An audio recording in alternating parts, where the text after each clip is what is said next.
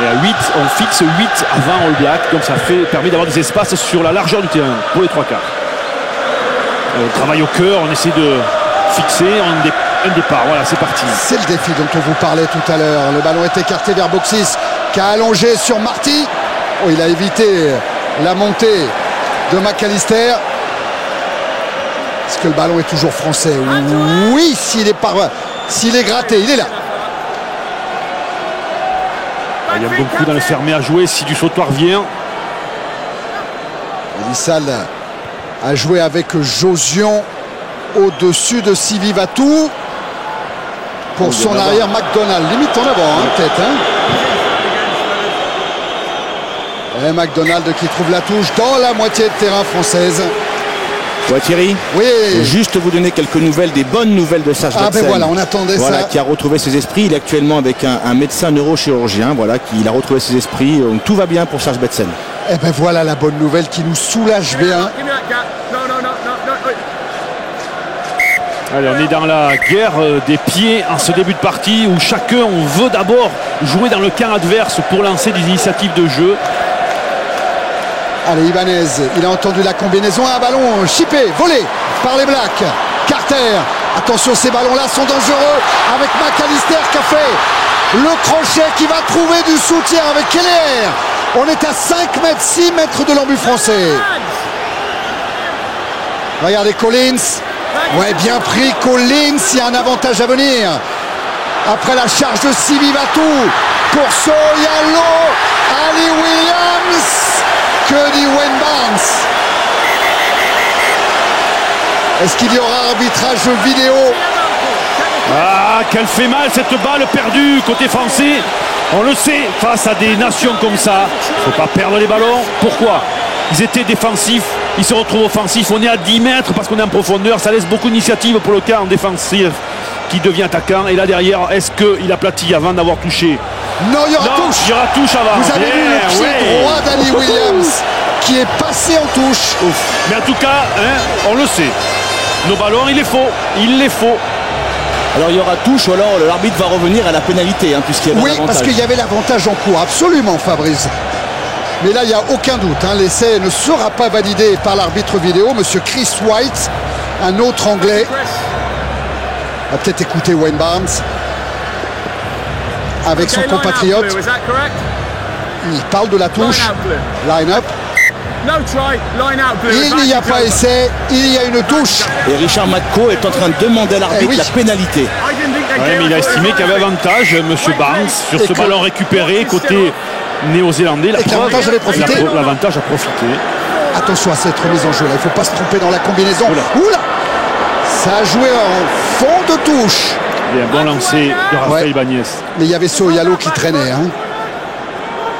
Elissal avec Boxis. Allez, il faut qu'il ajuste un peu Boxis. Cette fois, il a trouvé la touche. Mais voilà ce dont on vous parlait tout à l'heure. Là, voilà la relance de McDonald qui a glissé. C'est ça qu'il faut éviter.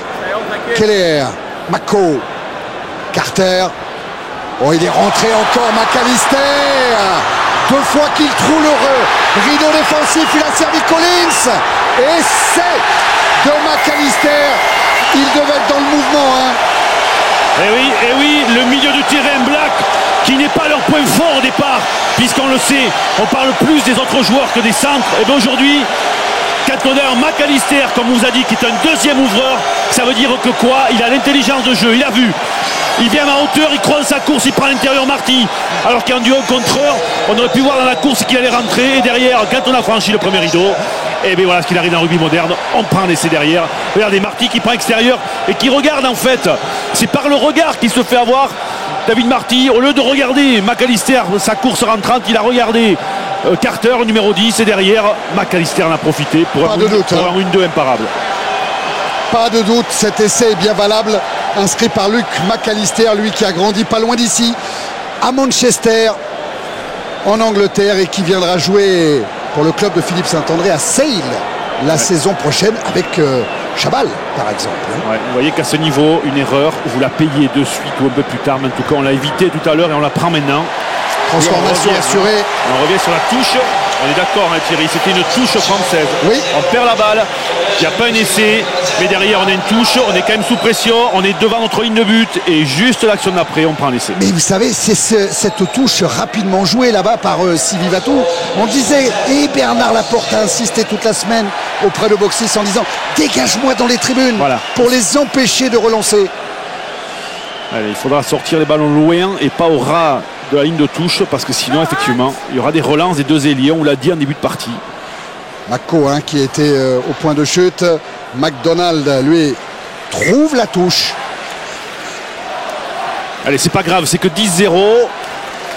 Il faut vite remarquer pour mentalement se faire du bien côté français. Voilà une initiative, on est dans les 42 mètres néo-zélandais, un ballon en touche, toujours à 8 pour fixer un maximum de All Black et libérer de l'espace pour les trois quarts. Oui, l'écart encore n'est pas significatif. Rappelez-vous de la demi-finale de 99. À Twickenham, les Français étaient largement menés par les Blacks avant de revenir. Bonne prise de balle d'Harry Nordoki. Voilà, le ballon est au fond avec Ibanez et du sautoir. C'est Ibanez qui l'a maintenant.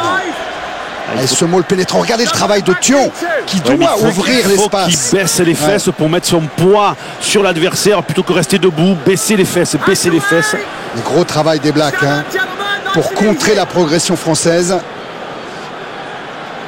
Elissalde. Allez, Chandel. Boxis, ouais. Elle est pas assez profonde. Peu de Français au point de chute. Il n'y avait qu'Ali Williams. Oui, il manque Josian après dans les trois quarts. Attention. Et encore McAllister pour McDonald. Avec maintenant Roko Soko. L'homme qui a déjà marqué 8 essais aux Français. Moliena, Aura, bloqué par Emmons. Keller, Carter. On a essayé de jouer en appui avec Eman. Un en avant. Un avant de passe, oui, sur cette redoublée Carter-Oliver. Voilà, en gros plan, Karl Eman, dont on dit que c'est le plus grand pilier droit du monde à l'heure actuelle. Lui aussi va venir jouer en Angleterre à Newcastle. Comme c'est le meilleur pilier droit du monde, il va devenir le joueur le mieux payé du monde à Newcastle. Ouais, et il ne jouera plus pour les Blacks, ça c'est clair, parce qu'il va quitter le pays. Et s'il pouvait partir demain, ça m'arrange rien. Non, tout de suite. Newcastle aussi, remarquez. Il l'aura comme ça de bonheur, ça veut dire qu'on a gagné. Allez, voilà une première mêlée avec un bon côté droit là-bas à jouer, côté français, très large. Avec un décalage, pourquoi? Parce qu'à l'opposé, là du côté gauche, vous voyez Carter à gauche de votre écran, il s'est mis en face de notre arrière trail. Ça veut dire qu'il y a un 2 contre 2 là, ici. Ça veut dire que de l'autre côté, eh bien, on aura nous un 4 contre 3 à jouer. Ah, intelligent les Blacks qui tournent exprès. Qui vont récupérer l'introduction normalement s'il le décide ainsi Wayne Barnes. Non, il redonne l'introduction française. Ouais, il estime que les Blacks ont tourné avant justement que la balle puisse être bien distillée dans le tunnel côté français. Regardez, à peine à peine Elissa l'a introduit que déjà la roulotte a tourné. Et ça c'est pas normal, il faut qu'on puisse la tourner une fois qu'on a introduit. Le déclenchement, c'est le ballon introduit dans la mêlée. Voilà, là c'est bien. Voilà, l'introduction bien au milieu dans le tunnel d'Elissalde. Ballon sorti vers Boxis. Voilà, le 4-3 qui joue avec Marty. Ballon récupéré par McDonald. Impeccable dans la couverture. Là aussi, côté français, Boxis s'était bien replié. Et il allume une chandelle. Point de chute, Mouliena. Allez, il faut monter vite en défense, les Français. Pour bloquer tout de suite Sylvie Vatou. Soyalo a démarré avec Roko Soko.